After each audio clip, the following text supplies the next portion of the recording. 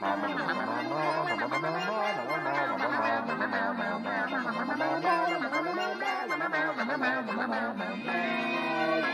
histoires chapilotractées.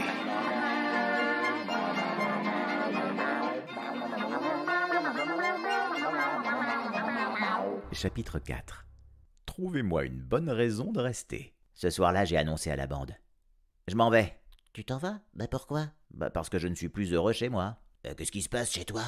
Demande Tiger. Il fait chaud chez toi? Oui. Je suis obligé de l'admettre. Oui, il fait chaud chez moi. Et c'est une maison confortable? Demande Bella. Oui, je vous assure que c'est tout ce qu'il y a de plus confortable. Et la nourriture est bonne, même très bonne. Demande Snowball. Ouais, bien sûr, la nourriture est bonne, sinon je serais parti depuis longtemps. Mais donnez-moi une bonne raison de rester. Tu veux dire, en plus du fait qu'il fasse chaud, que la maison soit confortable et la nourriture bonne?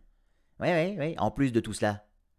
Alors, ils prennent tous le temps de bien réfléchir. Mais aucun d'entre eux ne me donne une seule bonne raison de rester. À part me répéter que chez moi il fait chaud, que chez moi c'est confortable, que chez moi la nourriture est bonne. Voilà, c'est tout ce que je voulais savoir, dis-je triomphant. Il ne me reste plus qu'une seule chose à faire. M'en aller.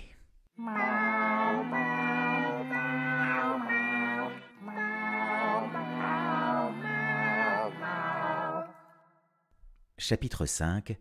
Un chapitre de tristes adieux. Je commence ma tournée des adieux. Je dis au revoir à tout ce que j'aime depuis si longtemps.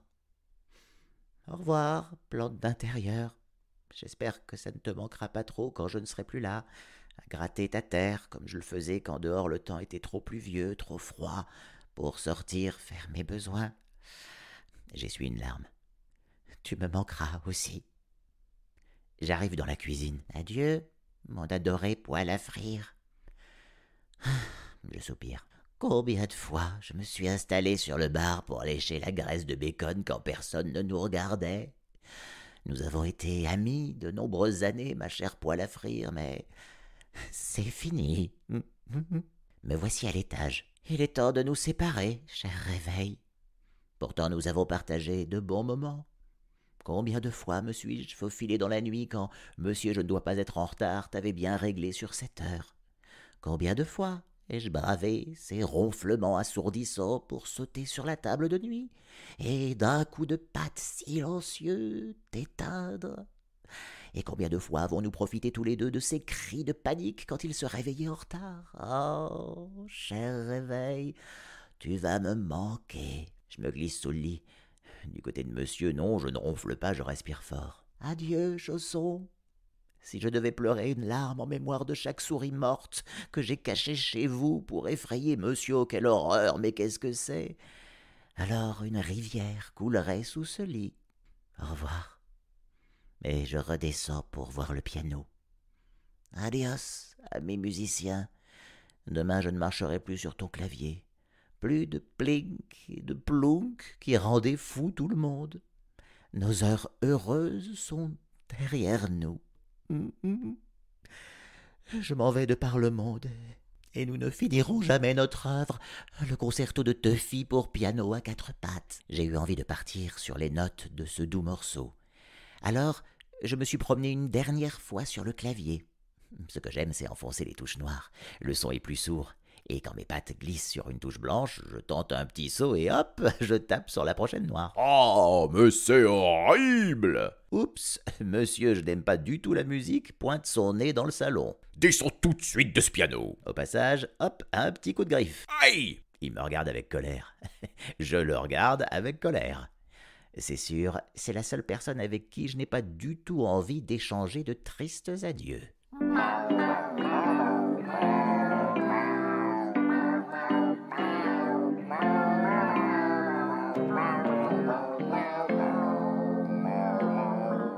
Chapitre 6. L'heure de la fessée. Oh, donnez-moi une fessée. C'est vrai, je n'ai pas dit au revoir à Ellie. Je voulais le faire. C'est pour ça que j'ai sauté juste à côté d'elle et que j'ai commencé à miauler dans son oreille. Mais c'est là que j'ai vu ce qu'elle regardait sur son ordinateur. Des chatons. Des petites boules de poils. des petites choses gracieuses aux grands yeux ébahis. Et vous ne me croirez pas si je vous dis leur nom. Tarte au sucre, fille aux yeux mentalo, douce pensée, Miss Parfaite. Oh, excusez-moi un moment, je vais aller vomir. Ellie contemple la photo d'un chaton appelé Titanic. Oh non mais... Oh, Titanic, un chat. Oh, regarde tes filles, il est vraiment adorable. Ah, il est bon parfois que je ne sache pas parler. Parce que si je parlais, j'aurais dit à notre jeune Ellie ce que je pense de ces idiotes poules de poils qui ne savent même pas faire leur toilette, ni s'approcher sans bruit des oisillons dans leur nid. C'est bien que je ne sache pas parler. Je n'aurais vraiment pas aimé que les derniers mots échangés avec Ellie soient désagréables. Voilà pourquoi je n'ai pas dit au revoir.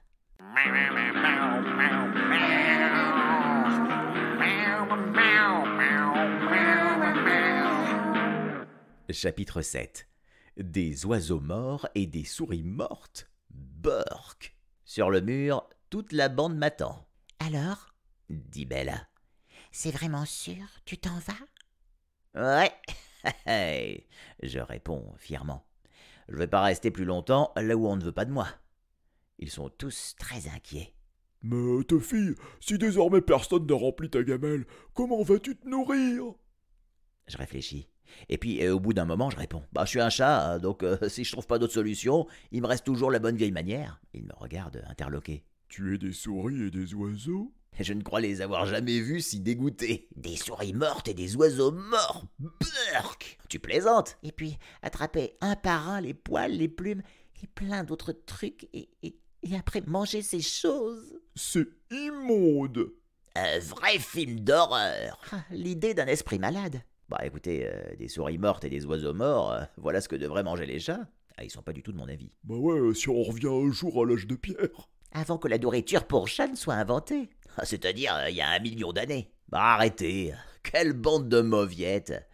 Je me souviens que ma mère me racontait des histoires de mon arrière-grand-père, célèbre chasseur de souris. Je parie qu'il les attrapait mais qu'il les mangeait pas. Je suis sûr qu'il les mangeait. Tiger ne veut pas me croire. Impossible, ça rend malade de manger des souris. Oh, ouais, il me suffit de voir quelqu'un manger une souris pour être malade.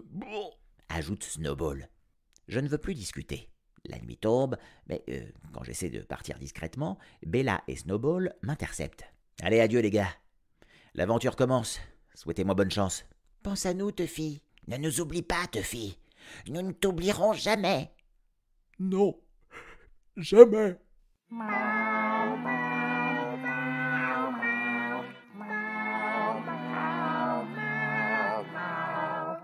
Chapitre 8. Tuffy, musicien des rues. Je décide d'aller là où personne ne me connaît. Je ne veux pas être regardé de travers par tous les curieux. Mais c'est le chat de la rue des Acacias, celui qui a déterré mes pétunias. Je vais te raccompagner chez toi. Donc, je vais bien plus loin qu'à mon habitude. Ça devient très animé. J'erre sans but, jusqu'à un coin de rue. J'entends un morceau que j'aime à l'harmonica. Je m'arrête pour mieux écouter, j'aime les paroles de cette chanson.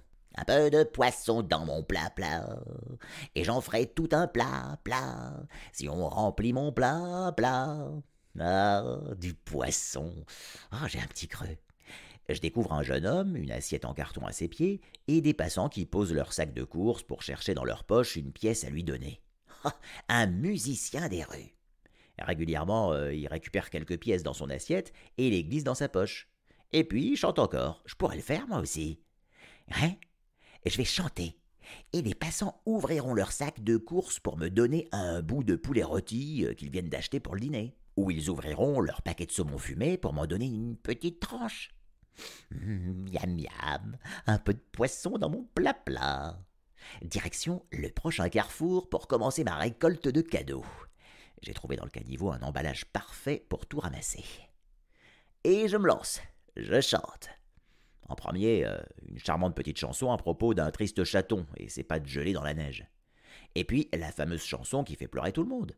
Celle du chaton tigré, coincé dans un arbre, qui finit par mourir de faim. Non mais, vous avez quel âge? Vous avez souvent vu des squelettes de chasse balancés en haut des arbres? Non, jamais. Et je finis par ma préférée, le chœur des chats sauvages. Aucun succès. Les passants se bouchent les oreilles et accélèrent le pas. Certains me jettent un regard furax, ouais. Pas un ne s'arrête pour me complimenter. Quelle jolie chanson, quelle voix.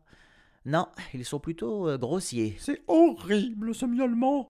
Ça devrait être interdit. Épouvantable. Mais qui va mettre fin à cet atroce spectacle? Et il y en a même un qui a le culot de ramasser mon emballage pour le jeter à la poubelle. Juste un peu plus loin.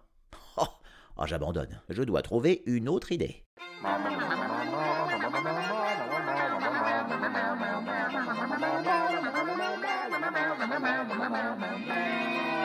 Les histoires chapilotractées.